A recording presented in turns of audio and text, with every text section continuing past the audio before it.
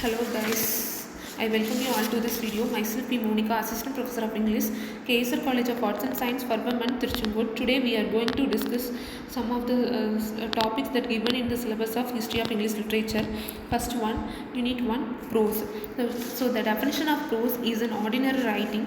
It is made up of sentences and paragraphs. It does not have material structure. So first one, earlier prose. Sir William Tyndale has been called as the father of English prose. At the time, the Lowland movement also contributed for earlier prose writings, and it is considered as the religious movement which was led by John Wycliffe. Next one, Philip Sidney. He was an English scholar. He belongs to Elizabethan age. His important works, Astrophel and Stella, was the first famous sonnet sequence in English. The Countesses of Pembroke's Arcadia was an ambitious work of Sidney. Third one, next one, Francis Bacon. He was an English essayist and philosopher. He has been called father of embarrassment. His famous work Nervum and Arganium, it is the philosophical work. It was published in 1630. It has divided into two parts. In this work, Bacon describes a new system of logic, and he believes that it is superior to the old ways of syllogisms. Next, the advancement of learning. It was written in the form of a letter to King James. In this work, he describes about the two types of truth, theological and the scientific way. The third one, the New Atlantis, which was the work was about his creation of ideal land, and he was an essayist. In three times he published his works in periodical.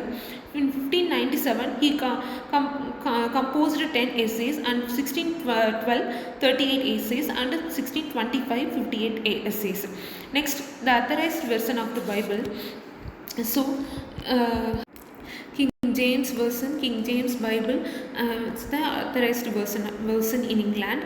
Earlier modern translation in the Christian Bible, the people following that Bible in a greatest manner.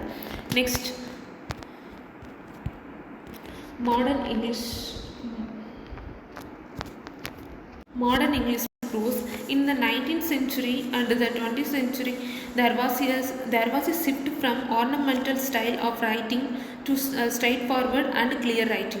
Joseph Addison, he was the important essayist in English literature. His prose style is simple and easy to understand. His first prose work was The Christian Hero. Next, the Richard Steele. He was an Anglo-Irish writer. He is best known for the founder of the magazine. The Funeral and the Tatler was the Steele's first published journal in England. He contributed 251 essays out of 555 essays to the Spectator. Third one, Dr. Johnson. He was the essayist and literary critic, and he has been called as a man of letters. He has written numerous essays. The Rambler was a periodical. It was published by Samuel Johnson, and the Idler was series of one or three. Next one, the preface to Shakespeare. Samuel Johnson edited Shakespeare's dramatic works. It was published in 10th October 1765, the plays of Shakespeare.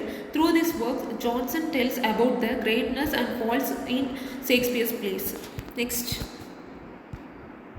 Unit 2, 14th century Chaucer, Elizabethan and Jacobean poetry, characteristics with reference to Spenser.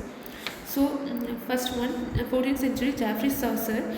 He was a father of English poetry. He wrote Middle English and laid the foundation for modern English literature. His major works, The Contemporary Tales, is a collection of stories told by pilgrims, showcasing different social classes and human behavior. Next, Elizabethan and Jacobean poetry was late 16th century and early 17th century. He used rich use of imaginary and elements of languages in England. His influences of Renaissance ideals, humanism, explorations of beauty, and the development of sonnets, forms, and metaphysical poetry. The age of Milton, 17th century, marked by William and religious upheaval. The major work of Milton, Paradise Lost, an epic poem on the fall of man, is the classical influence with biblical theme, elevated style, black verse, deep moral and philosophical and religious explorations to the society. So next one, the new classical poets. The neo-classical poets reflects the rational thought, moral clarity, and social order. They were influenced by Enlightenment ideals and saw poetry as a tool of instruct and improve society. Next one, satire and dictatism. Neoclassical poets often used satire to explore human follies. The next, use of heroic couplets.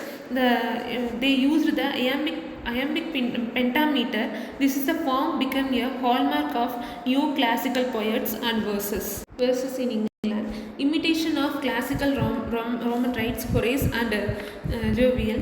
Neoclassical poets looked to Roman poets such as Horace and Jovial, known for Homer. They were imitated their techniques and they following the ideals of reasons and moderations. Dryden, he translated and imitated both Horace and Jovial works. His satire in Anism and Antiphil reflects Jovial's approach. It was the strong being and moralistic scope and essays of criticism and imitations of Horace directly. They followed the Horatian style. It was the balanced judgment and the moral guidance with Pope believed poets should follow the classical rules and laid down by the ancients. Thank you guys.